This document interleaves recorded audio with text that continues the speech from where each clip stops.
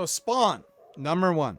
Okay. I've got that one. Nothing special about this book other than it's Spawn number one, to be honest with you. It's not even Spawn's first appearance. It's Spawn number one, okay? $10, $20 book at best. Spawn movie, Todd McFarlane gets talking, book shoots up a little bit.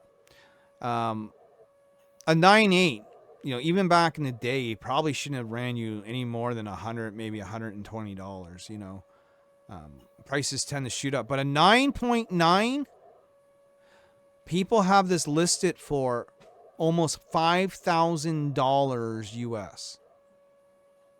And now the worry is that if more 9.9s show up, not only a 9.8 is going to be essentially worthless, but these book prices are going to be, sky high, $4,899. And this isn't the only one. You know what I mean? There's another 9.9 with Todd's signature on it that's going for $6,500. Now, do you understand what I'm saying here, Ray? If you got this book, right, and it's in perfect condition, and I mean perfect, it is sharp corners, there's no fucking dents, there's no creases, there's no ticks, there's no nicks, there's no dirt, okay? Let's just say is the ultimate copy.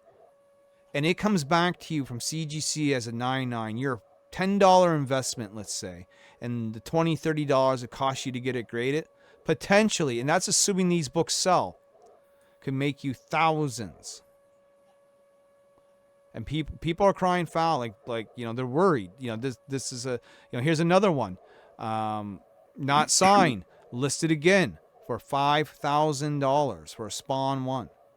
Which you can find in most back issue bins, because there's 2 million of these things. It's not even like this book is rare. You know what I mean? There are fucking 2 million copies of this, at least, floating around out there. You know what I mean? I mean, if you do want Spawn's first appearance, this is what you have to get right here. Is the Malibu Sun. We got another Spawn 36, 9.9. Just because it says 9.9 instead of a 9.8. Is some reason to add thousands of dollars to the price tag. It is absolutely insane what we're seeing here on eBay. And when you look at the same comic, right? The very same comic from a 9.9 at $4,900 at a 9.9 to a 9.4 for $50. It is crazy, don't you think, Ray? I've never been a fan of slabs.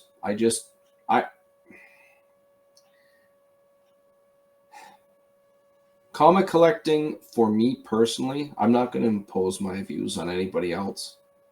I've collected these comics. I've got them sleeved. I've got them in a box I made when I was 13 that fits exactly the size of the comics. You open up a very long door and slide them all in. I just feel that, like, when you start hitting these top numbers, so I don't know how else to word. I guess the best way to put it is, what are they going to do next? Because it's virtually impossible to get a 10.0. Are they going to start bringing in the second decimal place? What about a 9.92? No, well, there are 10s out there. I mean, I can show them to you. Well, I'm just saying it's virtually, like, the 10s are, like, very hard. Like, that's how common is a 10, I guess, is the best way to put it. For older comics, like going the 90s or earlier, but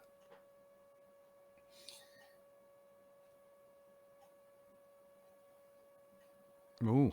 Marvel Comics number 1. That's a foil, though. And see, sometimes foils and square bounds can get you a 10, Mm-hmm. Lots of, like, the Lady Death stuff can get you a 10.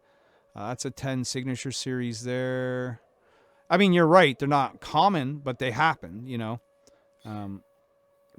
Taylor Swift, that's from Tidal Wave Comics. That's a Shikari cover, 10 right there. Another Shikari 10. Power Hour, another Shikari cover 10. So, like, Sean Haduchko, who produces these books, is probably using a really nice hard sort of cardstock for his covers, and that's why Mhm. they're getting these 10s. You know what I mean? Yeah, I hear you. Now, with that said, these tens are more current. So Yes. I guess my next thought is, what's the oldest ten that you can think Oh of or fuck! I, find? Or that requires research that we're not going to do right, tonight. right. So like there was, although it wasn't, it seems to have balanced itself out. There was that scare of being able to pull the slab apart and swap out comics and put it back together craftily.